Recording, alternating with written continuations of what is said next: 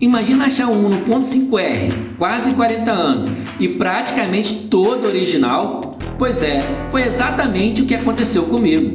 Saí do Espírito Santo para um evento de arrancada lá no Race Valley, no interior de São Paulo. No meio da viagem, vou pro interior de Minas Gerais atrás dele. Chegando lá, não acreditei no que vi. Pintura original de fábrica, nunca tirou um paralama, nunca levou solda, selado, lacrado, inteiro. Claro, o tempo deixou marcas, a pintura tá bem queimada, o interior tá bem cansado. Mas e daí? Isso aí que é história. E agora começa a parte boa, a reforma. Mas não é para mudar o carro, é para preservar o que ninguém mais tem.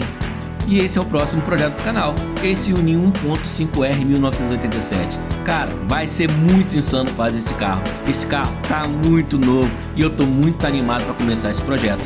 Depois do Golzinho TSI, esse é o meu mais novo desafio. Quer ver o resultado? Então não pisca, porque o próximo capítulo vem aí.